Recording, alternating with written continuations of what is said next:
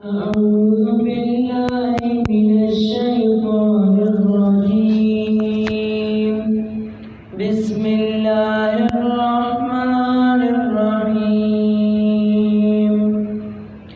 إن الله لا يستحيي أن يضرب مثلا ما بعوضة فما فوقها فأما الذين آمنوا فيعلمون أنه الحق من ربهم وأما الذين كفروا فيقولون ماذا أراد الله بهذا مثلا يضل به كثيرا ويهدي به كثيرا وما يضل به إلا الفاسقين الذين ينقضون عهد الله من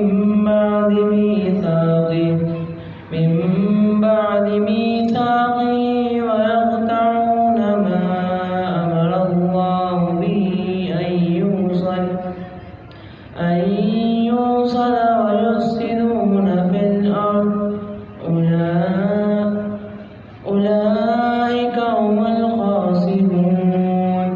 كيف تكفرون بالله وكنتم أمواتا فأحياكم ثم يميتكم ثم يحييكم ثم إليه ترجعون. صدق الله العظيم. حام قرآن چشمہ دین حکم رحمان اہل حق کے لیے جامع عرفان اہل حق کے لیے جامع عرفان حام قرآن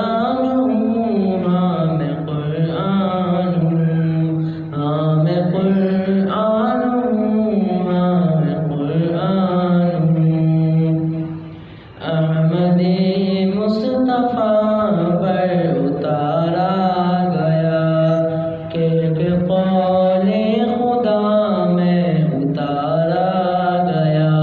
سب سے زیادہ مجھی کو پکارا گیا سب سے زیادہ مجھی کو پکارا گیا.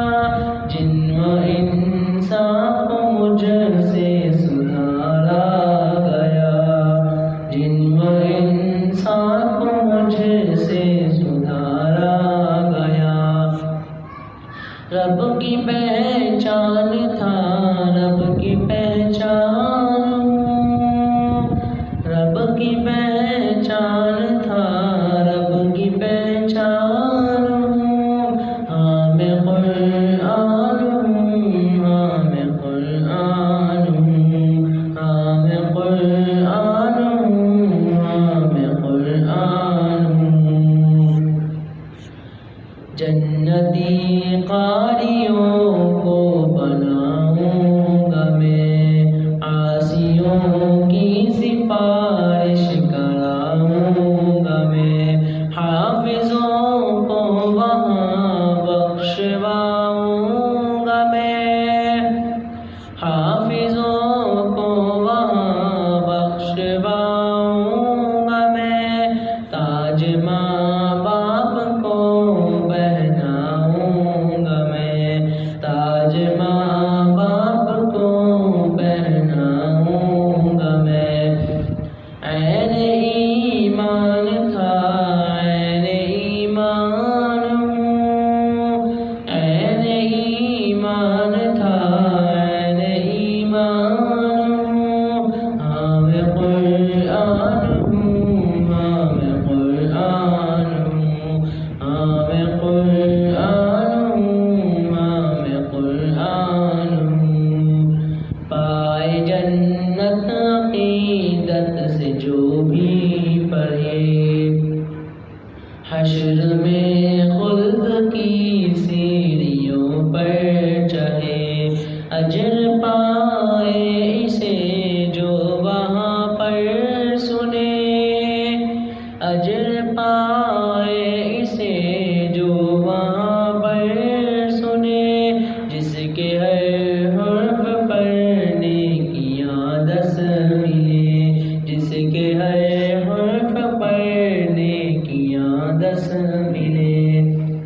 جس کی حرمت پہ فیضی میں قربان ہوں، جس کی حرمت پہ فیضی میں قربان ہوں، ہاں میں قرآن ہوں، ہاں میں قرآن ہوں، ہاں میں قرآن ہوں، ہاں میں قرآن ہوں۔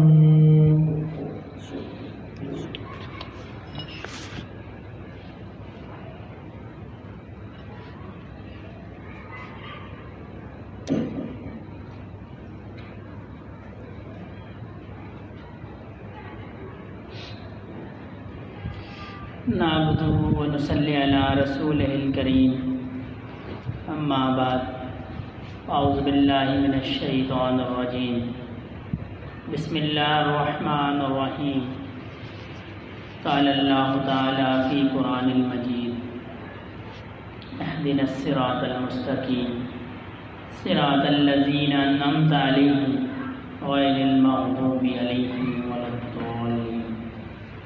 وقال النبی صلی اللہ علیہ وسلم خیر العمور اوسطها او کما قال علیہ الصلاۃ والسلام۔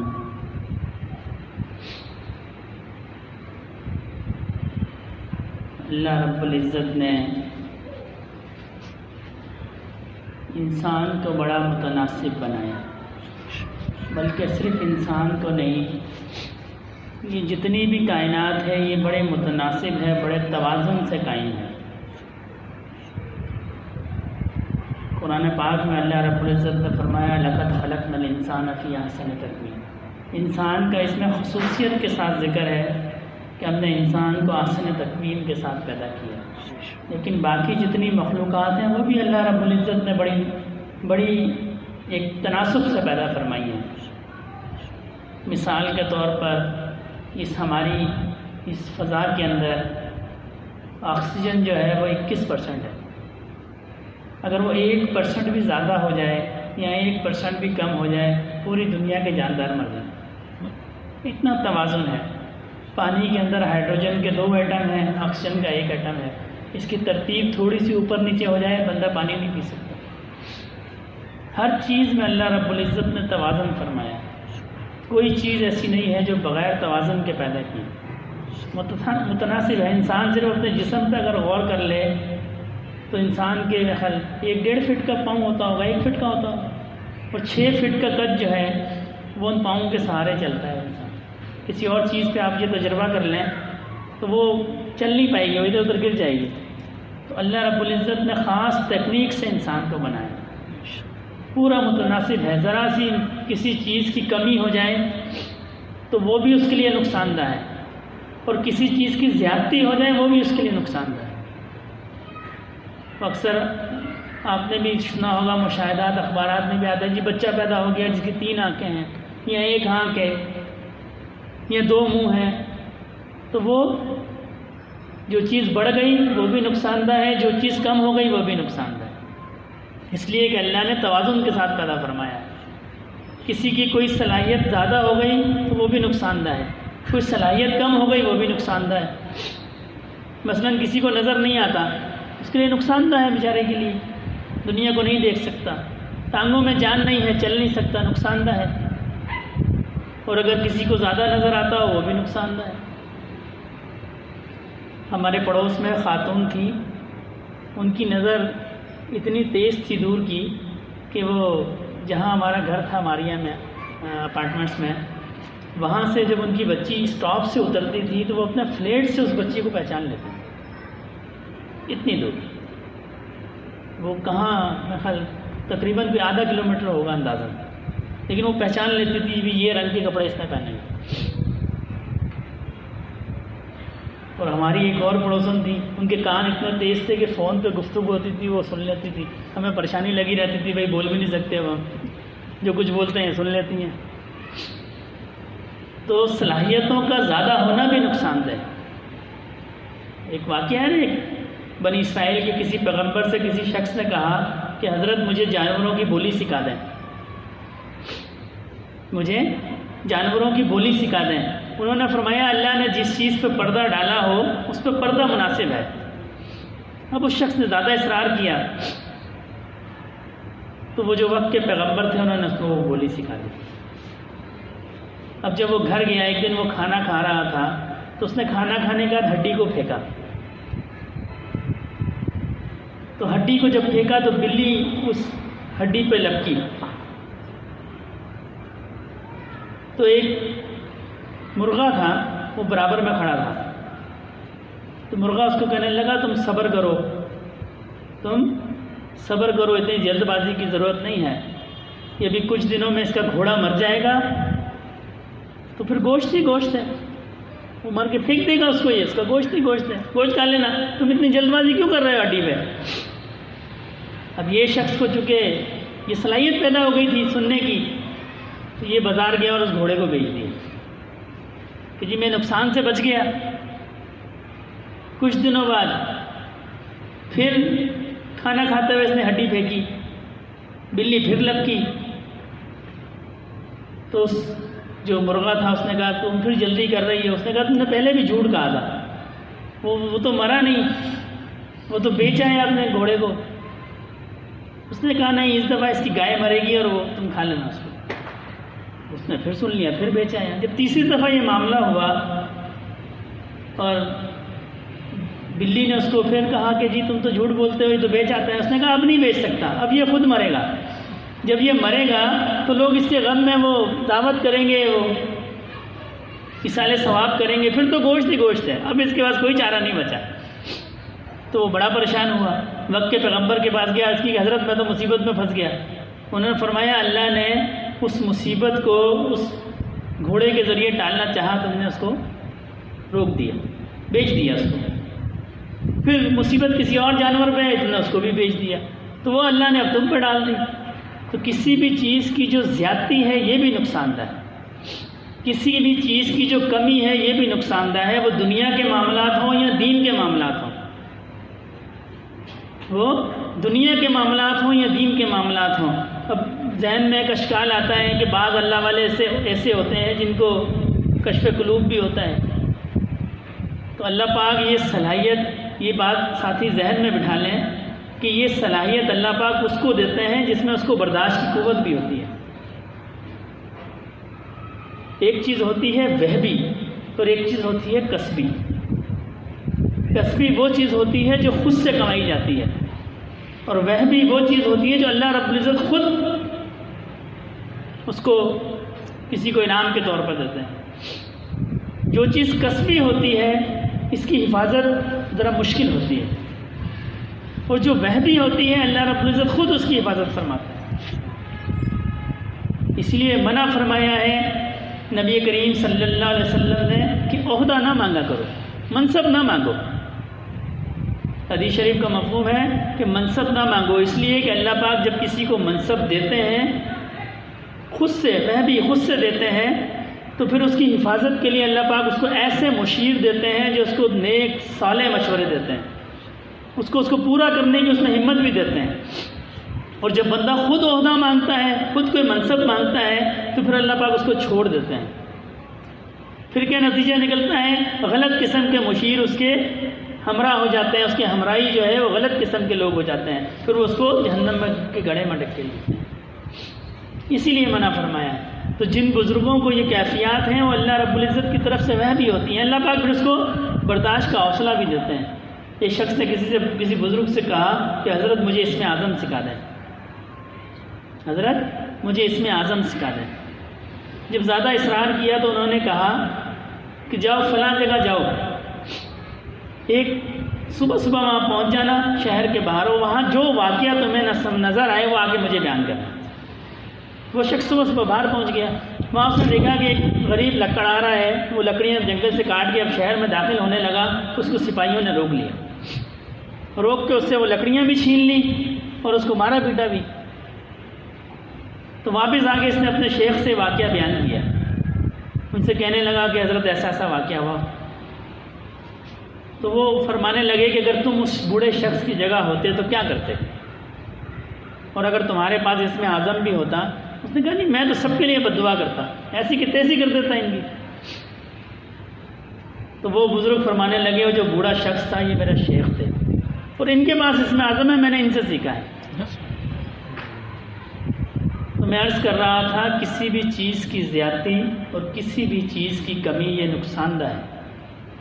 اس لیے نبی کریم صلی اللہ علیہ وسلم نے فرمایا، جو حدیث مبارکہ میں نے پڑھی، کہ خیر جو ہے یہ میانہ روی میں ہے، خیر الامور اوسطھا، درمیانہ میانہ روی کے اندر خیر ہے، وہ دنیا کا معاملہ ہو یا دین کا معاملہ ہو۔ ایک صحابی ہیں حضرت عثمان بن مخزوم رضی اللہ تعالیٰ عنہ، ان کے بارے میں نبی کریم صلی اللہ علیہ وسلم کو اطلاع ملی کہ مستقل روزے رکھتے ہیں اور رات میں مستقل ساری رات شب بیداری کرتے ہیں۔ آپ نے ان کو بلا کے فرمایا کہ دیکھو میں روزے بھی رکھتا ہوں اور کھانا بھی کھاتا ہوں اور رات کو جاگتا بھی ہوں اور سوتا بھی ہوں اور اپنی بیویوں کے حقوق بھی پورا کرتا ہوں، بچوں کے حقوق بھی پورا کرتا ہوں۔ تو اس چیز کو نبی کریم صلی اللہ علیہ وسلم نے پسند نہیں فرمایا۔ کسی بھی چیز کو ضرورت سے زیادہ اختیار کر لینا، اس سے بھی رسول اللہ صلی اللہ علیہ وسلم نے منع فرمایا، اور کسی چیز کو بالکل چھوڑ دینا، اس سے بھی نبی کریم صلی اللہ علیہ وسلم نے منع فرمایا۔ بالکل اعتدال کا رستہ، درمیان کا رستہ، دین جو ہے وہ درمیان کے رستوں میں ہے۔ بی بی عائشہ رضی اللہ تعالیٰ عنہ سے روایت ہے کہ نبی کریم صلی اللہ علیہ وسلم پر جب دو رستے پیش کیے جاتے اور دونوں جائز ہوتے، دو رستے پیش کیے جاتے دونوں جائز ہوتے، تو آپ اس رستے کو پسند فرماتے جو آسان ہوتا۔ یہ نبی کریم صلی اللہ علیہ وسلم کی سنت ہے، آسان رستے کو پسند فرمانا۔ اپنے آپ پہ مشقت ڈالنا، یہ اسلام نے اس سے منع کیا ہے۔ رسول اللہ صلی اللہ علیہ وسلم کا یہ طریقہ نہیں ہے، میانہ روی کا طریقہ ہے۔ اور نہ ایسا آزاد ہو جائے بندہ کہ نہ پھر اس کو حلال کی تمیز رہے نہ حرام کی تمیز رہے۔ یہ ہمارے معاشرے کا المیہ ہے، ہم آزاد ہوتے ہیں تو اتنے آزاد ہو جاتے ہیں، نہ ہمیں حلال کا پتہ ہوتا ہے نہ حرام کا پتہ ہوتا ہے، یہ دیکھا جائے گا۔ اور جب ہم پابند ہوتے ہیں تو پھر ہم اتنے پابند ہو جاتے ہیں کہ ہم کسی کو رستہ دینے پر راضی نہیں ہوتے۔ ہم کسی کو رستہ دینے، ہم کہتے ہیں نہیں میں جو ہوں میں بالکل ٹھیک ہوں، باقی سب غلط ہے۔ ایسا نہیں ہے، دین اعتدال کا نام ہے۔ اعتدال کے ساتھ دین کے احکام پہ خود بھی عمل کرے اور دوسروں کو بھی اعتدال کے ساتھ عمل کرائے۔ ہر شخص کی ذہنی کیفیت مختلف ہے، ہر شخص کی استطاعت مختلف ہے، کوئی ساری رات جاگ سکتا ہے، کوئی نہیں جاگ سکتا،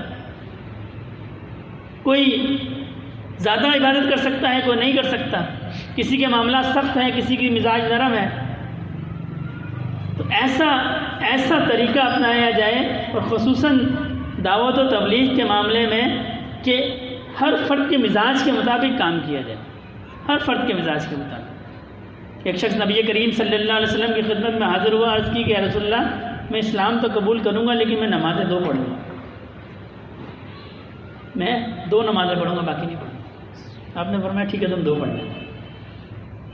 میں یہ نہیں کہہ رہا، آپ نبی صلاۃ والسلام تو چونکہ شارع تھے لہذا آپ کے پاس تو اختیار تھا، لیکن اس سے آپ کی نرمی کا اندازہ لگائیں۔ فرمایا 2 پڑھ لینا۔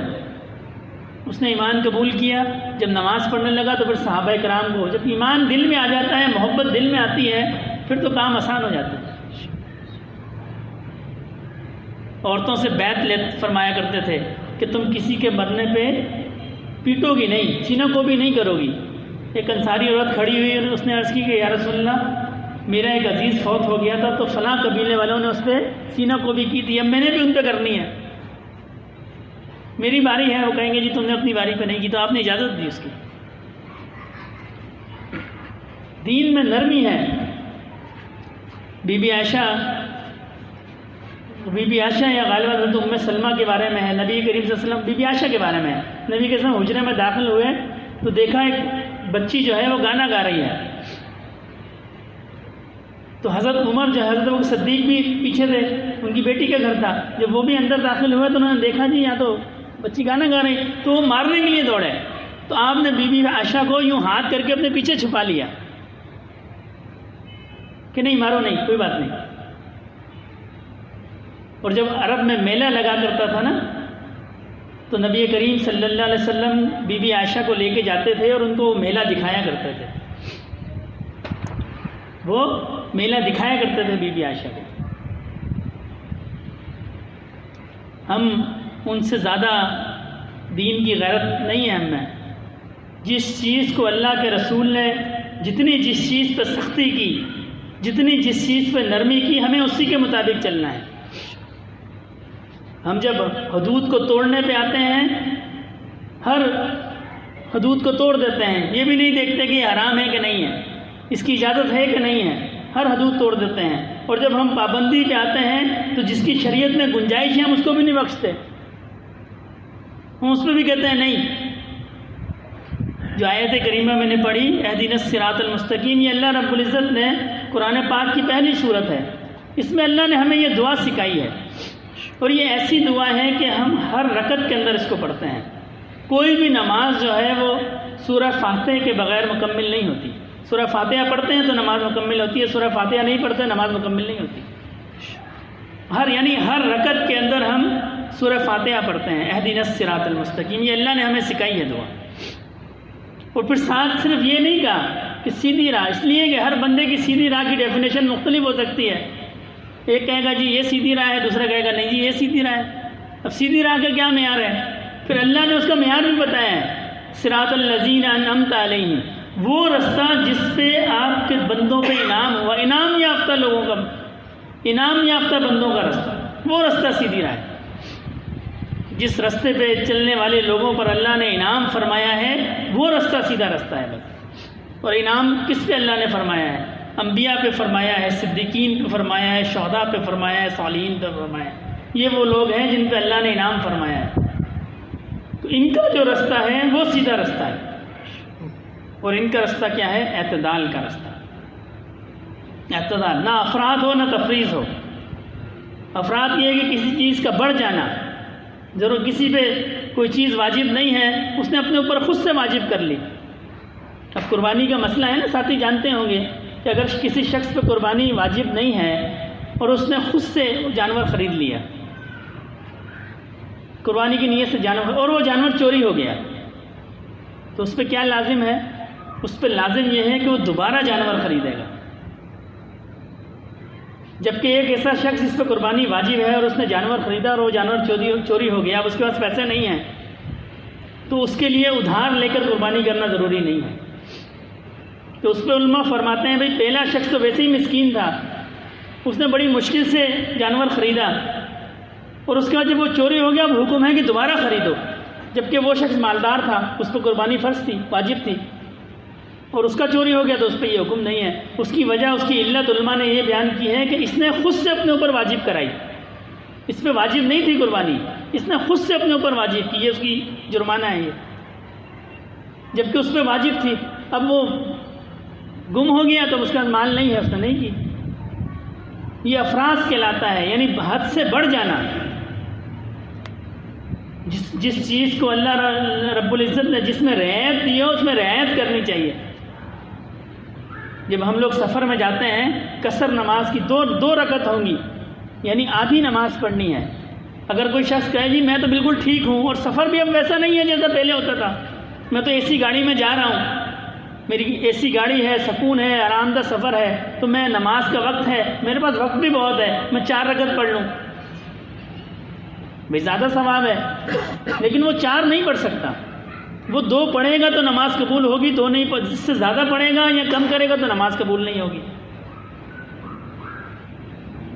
تو دین میں افراط و تفریط سے بچنا ہے. اہدنا الصراط المستقیم، بس سیدھے رستے پر چلنا ہے، ان لوگوں کے رستے پر جن پہ اللہ نے انعام کیا. ان لوگوں کے رستے پر نہیں چلنا کہ جن پہ اللہ نے غضب فرمایا. انعام یافتہ لوگ جو ہیں یہ ان کا رستہ سیدھا ہے. نہ اپنی طبیعت پہ اتنا جبر ڈالنا ہے. ایک حدیث مبارکہ کا مفہوم ہے، بی بی عائشہ سے روایت ہے، نبی کریم صلی اللہ علیہ وسلم نے فرمایا کہ تم اپنی طبیعت پر، مفہوم اس کا ہے تم اپنی طبیعت پر اتنا جبر نہ ڈالو کہ تم تھک جاؤ. اللہ پاک نہیں تھکتے، تم تھک جاؤ گے. اور اللہ کو وہ عمل زیادہ پسند ہے جو تھوڑا ہو لیکن روز کیا جائے. یہ نہیں ہے کہ کوئی کسی کیفیت سے متاثر ہو گئے ایک دن 2 سپارہ قرآن کے پڑھ لیا اس کے بعد پورا سال اس کو ہاتھ نہیں لگایا. نہیں، تھوڑا عمل ہو لیکن روز ہو، تھوڑا ہو روز ہو عمل. جو عمل مستقل مزاجی کے ساتھ ہوتا ہے اس کا نتیجہ کیا ہے؟ جس دن کوئی بندہ بیمار ہے، مصروف ہے، اس نے وہ عمل نہیں کیا، تو فرشتے کیا کرتے ہیں؟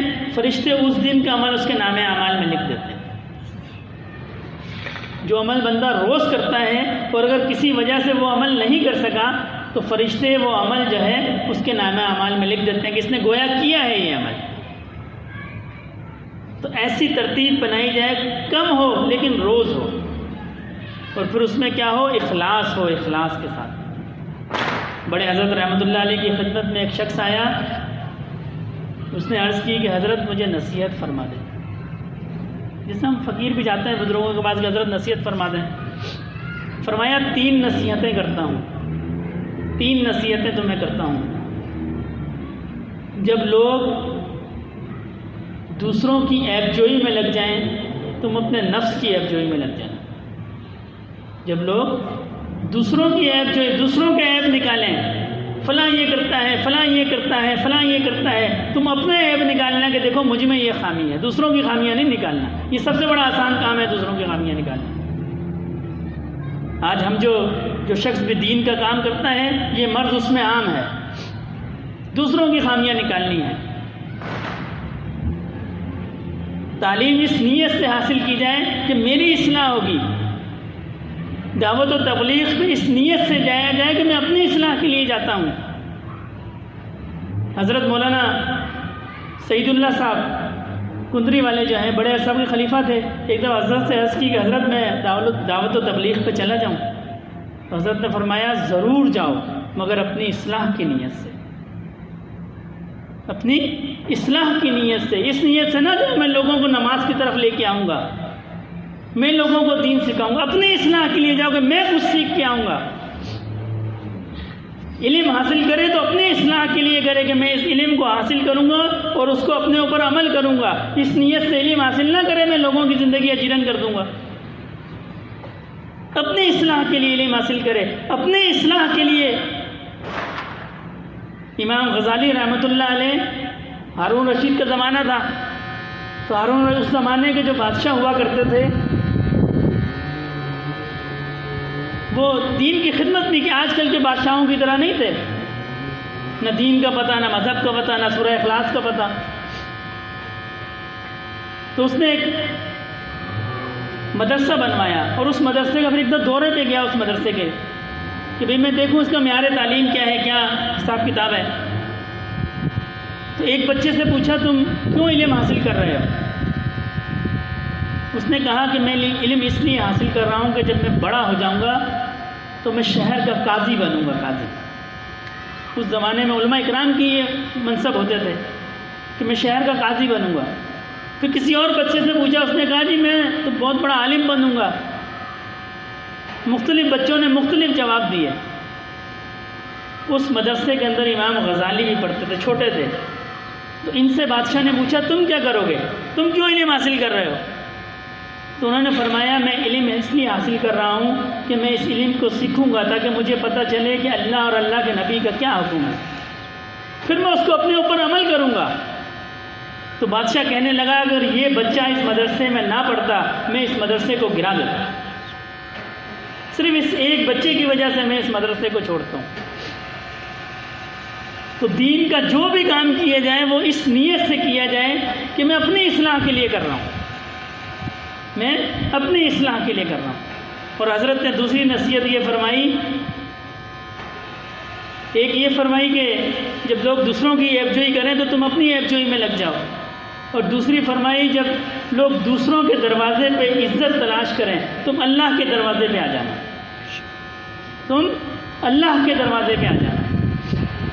ایسا ہی ہے نا، آج ہم بڑے بڑے لوگوں کے پاس جاتے ہیں، عزت تلاش کرتے ہیں، جی میری تو اگر بات چیت، میرا تعلقات کسی منسٹر سے ہو گئے، کسی افسر سے ہو گئے، میری بڑی عزت ہو جائے گی۔ فرمایا جب لوگ دوسروں کے پاس عزت تلاش کریں تم اللہ کے در پہ آ جانا، اس لیے کہ عزت تو اللہ کے در سے ملتی ہے۔ ایسا ہی ہے نا، ابو لہب جو تھا وہ تو قریش کا سردار تھا اور اس بات پہ فخر کیا کرتا تھا میری بڑی اولادیں ہیں۔ اس کو پھر قرآن پاک کی نبی کریم صلی اللہ علیہ وسلم پہ آوازیں کسا کرتا تھا کہ جی میری تو بڑی اولادیں ہیں، میں تو بڑا شان و شوکت والا، بڑی عزت والا ہوں۔ پھر سورہ لہب نازل ہوئی، تبت یدا ابی لہب وتب۔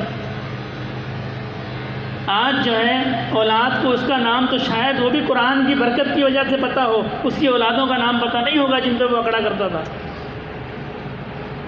اس کی اولادوں کا نہیں پتہ ہوگا۔ اس کا نام بھی یہ قرآن کی برکت ہے، چونکہ قرآن میں اس کا نام آ گیا تو وہ یاد رہ گیا۔ اور نبی کریم صلی اللہ علیہ وسلم کی اولادوں کا نام، جو کافر ہیں مشرک، وہ بھی اب ابو لہب کی اولادوں کے نام پہ اپنے نام نہیں رکھتے۔ اللہ پاک عزت اللہ پاک دینے والے ہیں، اور جن کے بارے میں وہ کہا کرتا تھا کیا عزت ہے،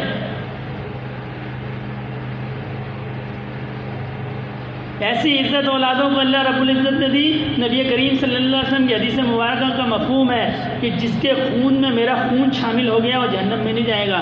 اس بنیاد پہ بعض علماء کرام نے لکھا ہے سید جو ہے وہ جہنم میں نہیں جائے گا۔ یہ نسب کا اثر ہے نا، ایسی عزت ہے قیامت تک۔ یہ تو سردار ہیں۔ مجھے ایک ضمناً واقعہ یاد آ گیا، ایک مولوی صاحب کہیں سے گزر رہے تھے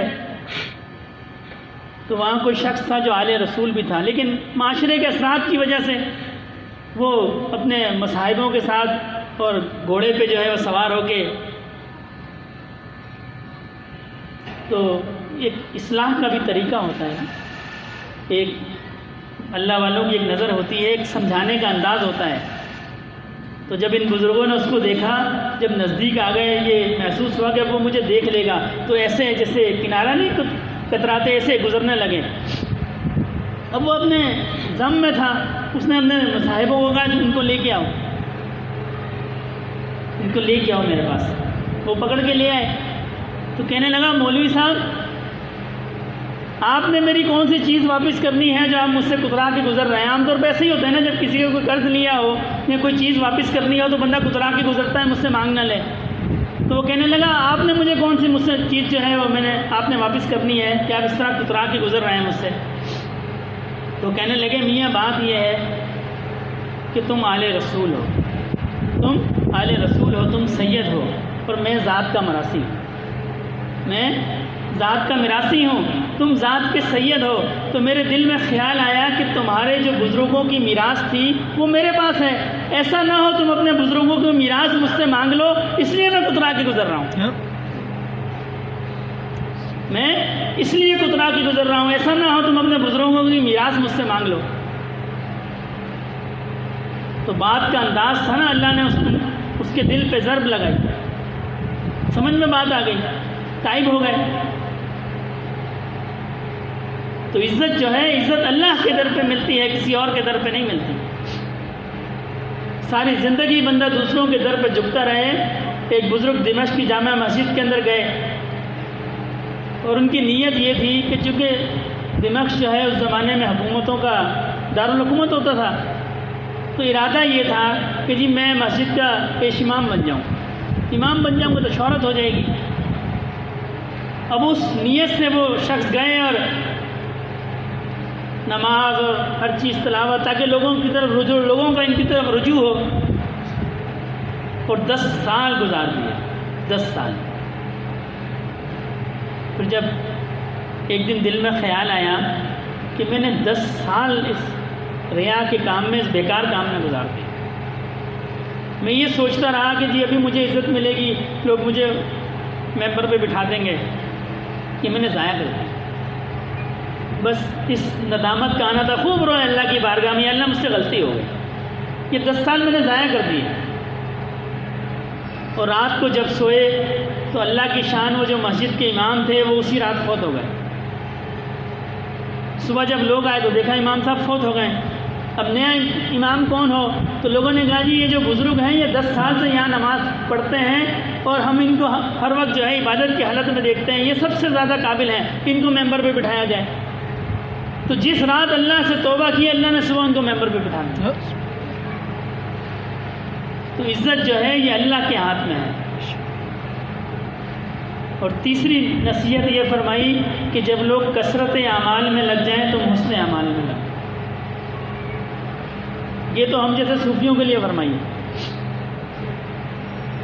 کسی ساتھی سے پوچھ لو، اس کی کوشش ہوگی کہ اگر میں 10,000 بھی اس میں ذات کرتا ہوں تو میں 20,000 بتا دوں. 20,000 50,000 1,00,000. فرمایا جب لوگ کثرت اعمال میں لگ جائیں تم حسن اعمال میں لگ جاؤ، اس لیے کہ اعمال کو تولا جائے گا، گنا نہیں جائے گا، گنا نہیں جائے گا. ساری رات کی نمازیں اس ایک آنسو کے قطرے کے برابر نہیں ہیں جو کسی مومن کے دل سے، کسی اللہ کے بندے کے دل سے اللہ کی یاد کی وجہ سے بہ گیا. بلکہ ایک رات کیا، ساری رات، ساری زندگی کی عبادت کے برابر نہیں ہے. ساری زندگی بندہ عبادت کرتا رہا، ساری زندگی عبادت کرتا رہا، صرف ایک دفعہ کسی بندے کی آنکھ میں آنسو کا قطرہ آ گیا اللہ کے ڈر کی وجہ سے، وہ اس آنسو کے قطرے کے برابر نہیں ہے ساری زندگی کی عبادت. یہ ہے اخلاص. ہم نمازوں کے پیچھے بھاگتے ہیں، ہم نوافل کے پیچھے بھاگتے ہیں، ہم تعداد کے پیچھے بھاگتے ہیں. تعداد کی قدر نہیں ہے، اخلاص کی قدر. وہ آنسو کا جو قطرہ ہے وہ اس کا بیڑا پار کر دے گا. عمار بن منصور رحمۃ اللہ علیہ ایک بزرگ گزرے ہیں، بہت بڑے وائز تھے، واعظ فرمایا کرتے تھے اور لاکھوں لوگ آپ کی مجلس میں آیا کرتے تھے. صالحین بھی آتے تھے، گناہگار بھی آتے تھے. جب فوت ہو گئے کسی نے خواب میں دیکھا، حضرت کیا معاملہ ہوا؟ بڑے عابد بھی تھے، بڑے زاہد بھی تھے، وائز بھی تھے بہت بڑے. فرمایا بخشش ہو گئی. خواب دیکھنے والے نے پوچھا حضرت کس بات پر؟ فرمایا میری مجلس میں ایک بندہ آیا تھا اور جب میں نے واعظ کیا نا تو اس کی آنکھ سے اللہ کے ڈر کی وجہ سے آنسو کا قطرہ نکلا، اس قطرے کی وجہ سے میری بخشش ہو گئی، اس قطرے کی وجہ سے میری بخشش ہو گئی. تو اعمال کے اندر اخلاص کی اہمیت ہے. اتنی نمازیں پڑھیں، اتنے نفل پڑھے جائیں، جتنی جسم میں ہمت ہو، جتنے شوق سے کیے جائیں. حضرت رشید احمد صاحب رحمۃ اللہ علیہ نے، میں نے پڑھا، حضرت نے فرمایا کہ حکم یہ ہے کہ جب بندہ کوئی چیز پڑھے، قرآن پڑھے، تسبیح پڑھے تو ذوق و شوق کے ساتھ پڑھے، اور اتنا پڑھے کہ ذوق اس کا برقرار رہے، شوق برقرار رہے، اکتاہٹ پیدا نہ ہو، اکتاہٹ پیدا نہ ہو. جتنا شوق کے ساتھ، جتنا محبت کے ساتھ پڑھ سکتا ہو بس اتنا پڑھے. اور 100 رکعت 200 رکعت پڑھنے سے بہتر ہے اللہ کی یاد میں بیٹھ جائے اور اللہ کی یاد میں اپنے گناہوں کو یاد کرے، اللہ کی عظمت کو یاد کرے. اس کیفیت کے اندر اس کی آنکھ سے آنسو کے قطرے بھی نکل گئے، میں کہتا ہوں کامیاب ہوں. وہ ان 100 رکعت سے بہتر ہے جس میں اس کا دھیان اتنا ہے کہ جی 10 ہو گئیں، 20 ہو گئیں، 30 ہو گئیں، 40 ہو گئیں.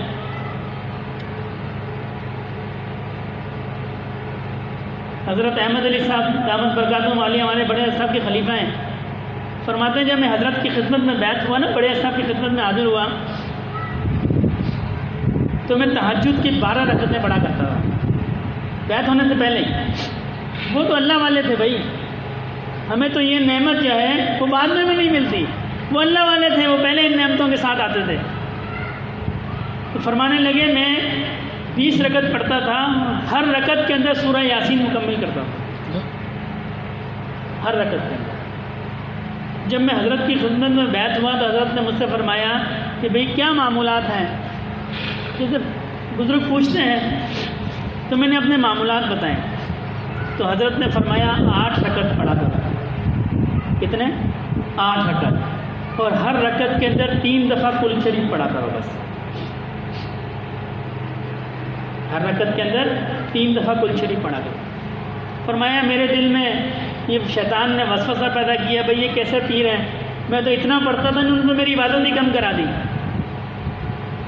لیکن فرماتے ہیں کہ وہ جو 12 رکعت اور ہر رکعت میں سورہ یاسین ایک طرف، اور یہ 8 رکعت اور ہر رکعت میں 3 دفعہ کل شریف، فرمایا اس کا اور اس کا کوئی موازنہ نہیں.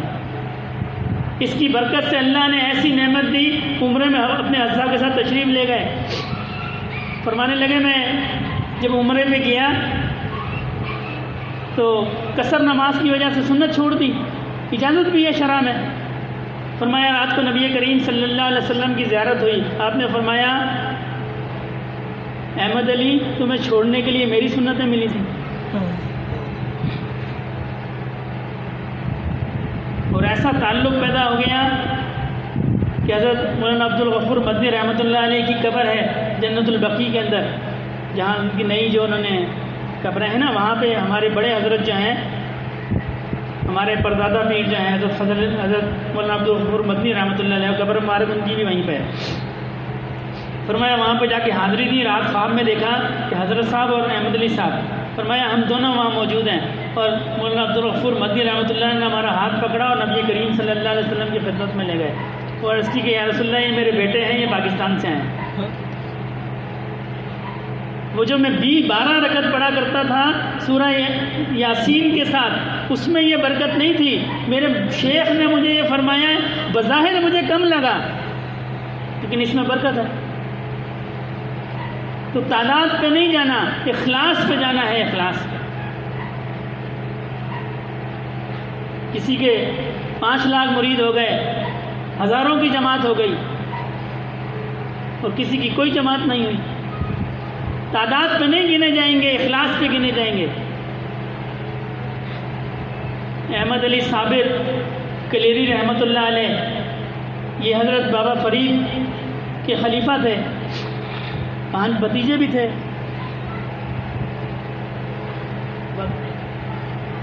بھتیجے بھی تھے، بھانجے بھی تھے اور خلیفہ بھی تھے. اور دوسری طرف حضرت خواجہ نظام الدین رحمۃ اللہ علیہ، یہ بھی حضرت کے خلیفہ تھے، اور حضرت خواجہ نظام الدین رحمۃ اللہ علیہ کے خلفاء کی تعداد ہزاروں میں تھی. خلفاء کی جماعت تو دور کی بات ہے. اور جو اس زمانے کے جو سلاطین اور جو بادشاہ تھے وہ بھی حضرت کی مجلس میں آیا کرتے تھے. اور حضرت احمد علی صابر رحمۃ اللہ علیہ کی احمد علی صابر رحمۃ اللہ علیہ کی ایک خلیفہ تھے بس، شمس الدین. ایک بار حضرت خواجہ نظام الدین رحمۃ اللہ علیہ کے کسی فقیر نے ان کی خدمت میں گیا ہوگا، عرض کی کہ حضرت آپ کا تو صرف ایک خلیفہ ہے اور ہمارے حضرت کے تو ہزاروں خلیفہ ہیں، ہزاروں. فرمایا میاں آسمان پہ ہزاروں ستارے ہوتے ہیں، سورج صرف ایک ہوتا ہے بس.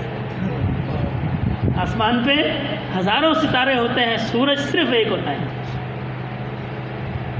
اور دلچسپ بات یہ ہے کہ جو ان کے خلیفہ تھے ان کا نام بھی شمس الدین تھا. فرمایا سورج شمس صرف ایک ہوتا ہے بس، ستارے ہزاروں ہوتے ہیں. تو تعداد پہ نہیں جانا، میرا اتنا عمل ہو گیا، میرے اخلاص پہ جانا ہے. جس شخص کو اللہ نے اخلاص کی نعمت دے دی اس کو کامیابی ہو گئی. وہ بھلے پوری رات میں 2 نفل ہی پڑھتا ہو، وہ اس سے بہتر ہے کہ جو ساری رات جاگتا رہتا ہو. شیخ سعدی کی گایات میں آتا ہے نا، فرمایا ایک دفعہ میں اٹھا اور میرے والد بھی اٹھے تہجد کے لیے، تو ہم دونوں نے تہجد پڑھی. کسی سرائے میں ہم نے قیام کیا، کسی ہوٹل میں قیام کیا. اس زمانے میں سرائے کہلاتی تھی، وہاں مسافر ٹھہرتے تھے. تو میں نے اپنے بابا سے کہا، بابا یہ دیکھو باقی سارے لوگ سو رہے ہیں، میں اور آپ اٹھے ہوئے.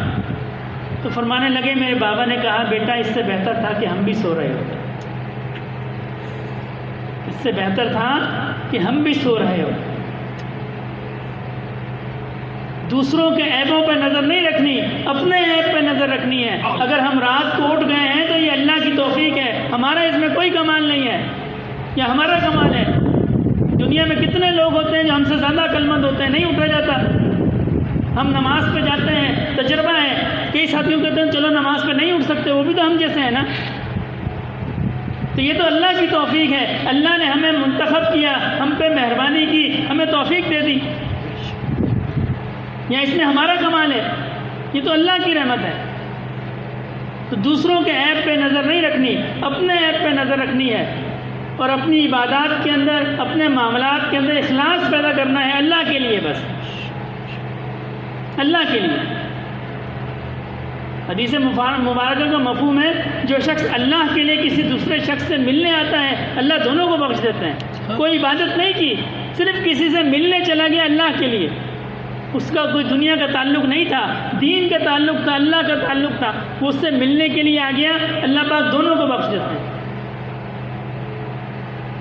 اللہ پاک دونوں کو بخش دیتے ہیں. جو کام بھی اللہ کے لیے ہوگا اس کام میں برکت ہوگی، جو کام اللہ کے لیے نہیں ہوگا اس میں برکت نہیں ہوگی۔ تعداد تو ہزاروں کی کر لو۔ تو دعا فرمائے اللہ رب العزت ہمیں اخلاص کی نعمت عطا فرمائے۔ یہ نعمت ہماری کامیابی کی جڑ ہے، جس کو اخلاص کی نعمت ملی ہے اس کو نفع ہے۔ امام غزالی فرماتے ہیں نا، تمام لوگ جو ہیں وہ خسارے میں ہیں سوائے ان کی کہ جنہوں نے علم حاصل کیا۔ تمام لوگ، بات لمبی ہو گئی ہے، فرمایا تمام لوگ خسارے میں ہیں سوائے ان کے جنہوں نے علم حاصل کیا۔ پھر فرمایا تمام علم والے خسارے میں ہیں سوائے ان کے کہ جنہوں نے اس پہ عمل کیا۔ پھر فرمایا تمام اعمال والے خسارے میں ہیں سوائے ان کے کہ جنہوں نے اخلاص کیا۔ اخلاص کے بغیر تو اعمال بھی بیکار ہیں، اعمال کے بغیر علم بیکار ہے۔ تو اللہ رب العزت ہمیں عمل کی توفیق عطا فرمائے، اعمال میں اخلاص پیدا فرمائے۔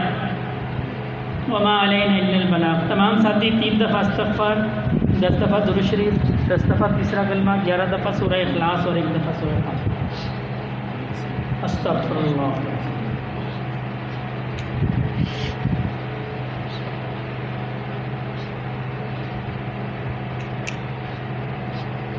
سبحان اللہ والحمد للہ ولا الہ الا اللہ واللہ اکبر۔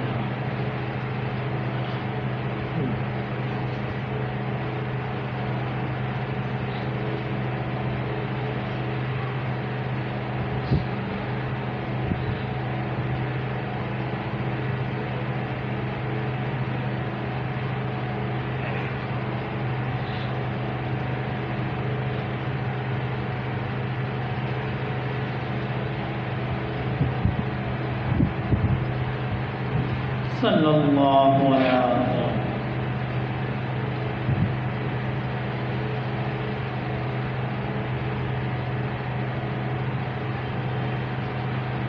قل هو اللہ احد اللہ الصمد لم یلد ولم یولد۔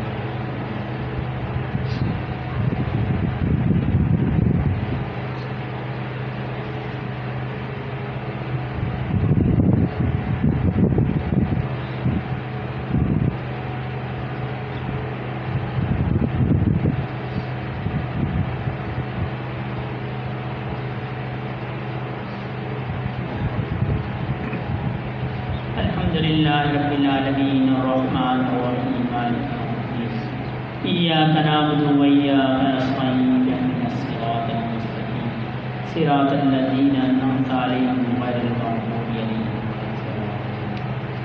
الحمدللہ رب العالمین والصلاة والسلام علی سید المرسلین۔ یا اللہ پاک جو پڑھا گیا اس کا ثواب نبی کریم صلی اللہ علیہ وسلم کی بارگاہ عالیہ میں پیش فرمائیے۔ آپ کے طفیل جملہ صحابہ کرام، سلسلہ عالیہ نقشبندیہ کے جملہ شیخ و الزام، خصوصاً میرے دادا رحمۃ اللہ علیہ کے نام یا اللہ پاک اس کا ثواب جو ہمارا مسلمان مردوں اور عورتوں زندہ اور مردہ سب کے نام اعمال میں داخل فرمائیے۔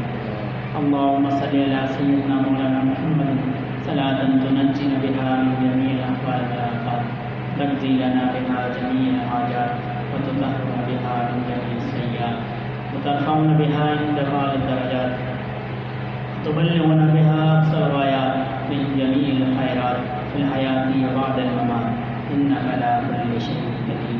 سبحان ربك رب العزة عما يصفون وسلام على المرسلين والحمد لله رب العالمين، آمین برحمتہ۔ تمام ساتھی آنکھوں کو بند کر لیں، اپنی توجہ دل کی طرف اور دل کی توجہ اللہ رب العزت کی ذات کی طرف۔ یہ تسبیح بجائی جائے گی، یہ تسبیح نہ فرض ہے نہ واجب ہے نہ سنت ہے، یہ صرف بزرگوں کا ایک طریقہ ہے کہ اس طریقے سے خیالات بھٹکتے نہیں ہیں، بلکہ تسبیح کی آواز پہ یکسو رہتے ہیں۔ تو تسبیح کی آواز پہ یہ تصور رکھنا ہے کہ یہ تسبیح کی ٹک ٹک نہیں ہے، بلکہ میرے دل کی دھڑکن ہے جو کر رہی ہے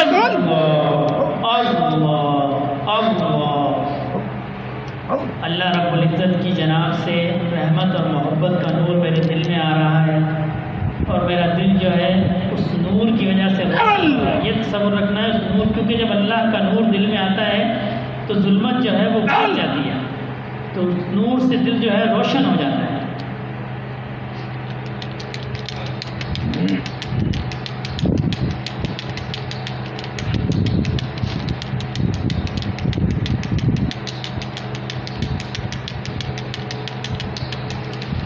إنما المؤمنون الذين إذا ذكر الله وجلت قلوبهم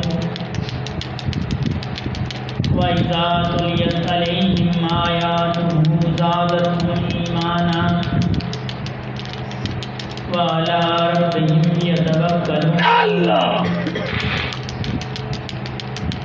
الذين يقيمون الصلاة ومما رزقناهم ينفقون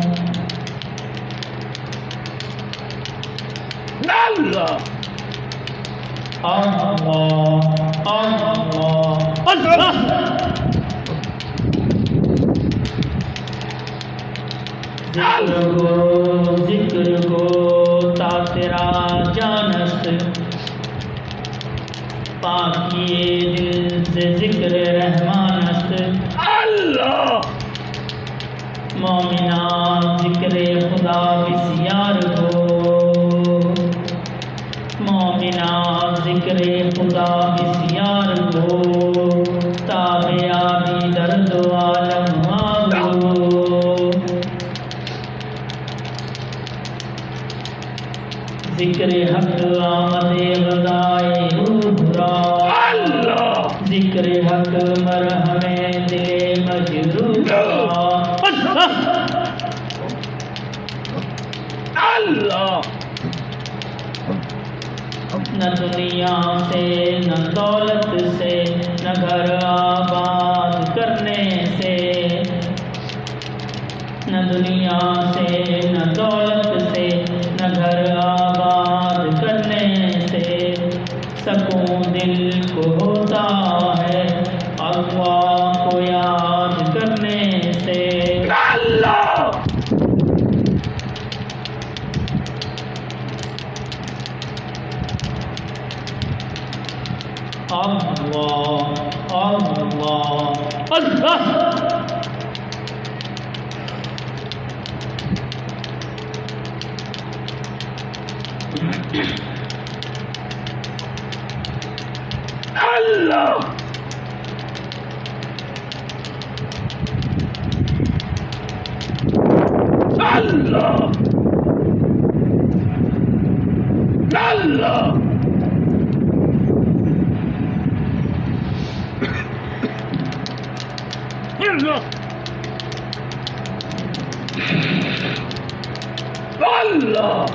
سے مانگے کہاں جائیں اور دنیا میں حاجت روا کون ہے کس سے مانگے کہاں جائیں اور دنیا میں حاجت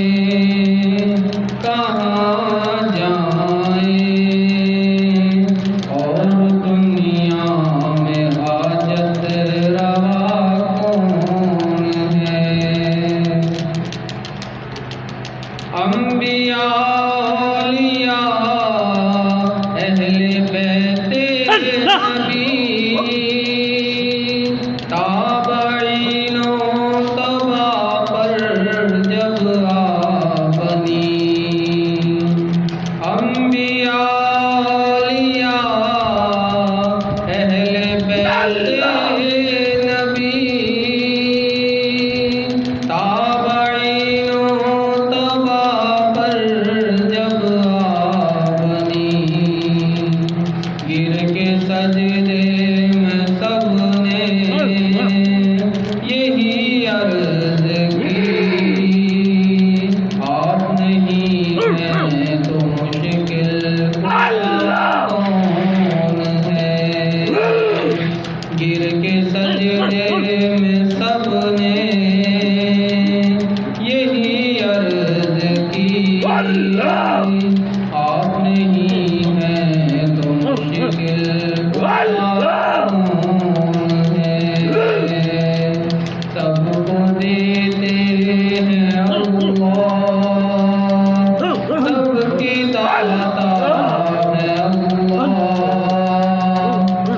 کے بندوں کا ان کے سوا کون ہے؟ کون سنتا ہے فریاد مظلوم کی؟ کس کے ہاتھوں میں کنجی ہے مخدوم کی؟ کون سنتا ہے فریاد مظلوم کی؟ کس کے ہاتھوں میں کنجی ہے مقصوم کی؟ رزق پر جن کے پلتے ہیں چاہو گدا، آپ احد کے سوا دوسرا کون ہے؟ سب کو دیتے ہیں اللہ، سب کے داتا ہے اللہ، ان کے بندوں کا ان کے سوا کون ہے؟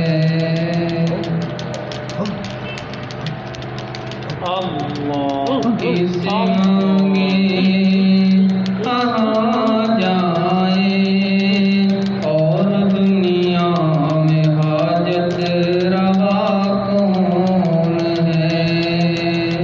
سب کو دیتے ہیں اللہ، سب کے داتا ہے اللہ، ان کے بندوں کا ان کے سوا کون ہے؟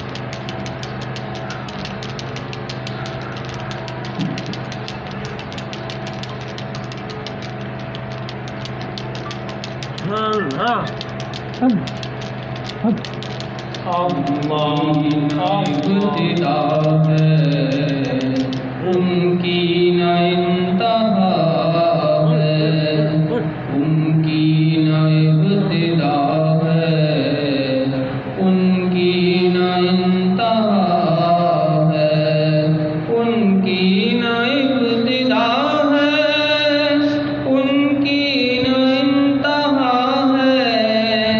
اللہ بہت بڑا ہے، اللہ بہت بڑا ہے،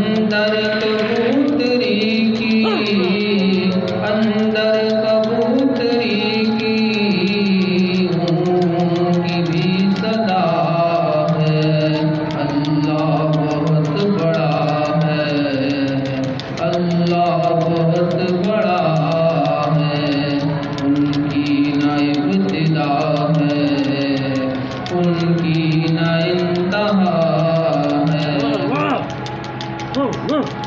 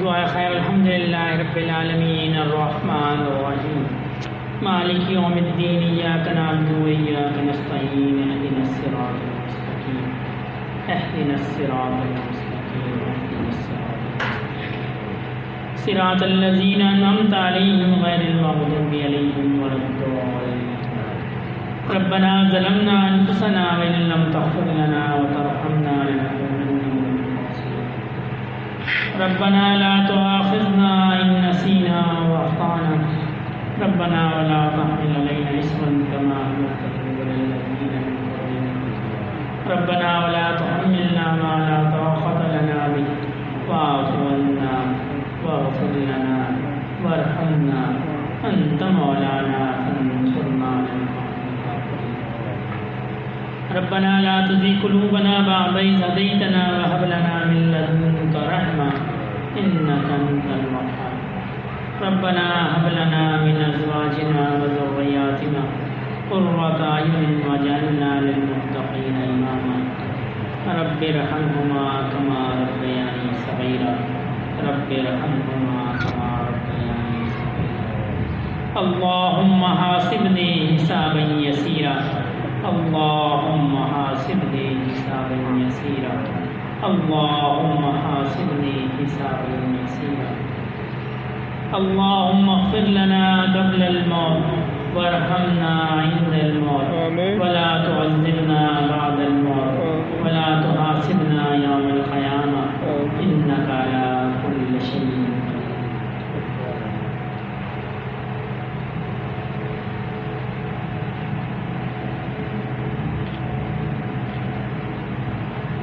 اللهم صل على سيدنا مولانا محمد صلاة تنجينا بها من جميع الأحوال والآفات وتقضي لنا بها جميع الحاجات وتطهرنا بها من جميع السيئات وترفعنا بها عند غاية الدرجات وتبلغنا بها أقصى الغايات من جميع الخيرات في الحياة وبعد الممات إنك على كل شيء قدير سبحان ربك رب العزة عما يصفون وسلام على المرسلين والحمد لله رب العالمين آمين برحمتك يا أرحم الراحمين.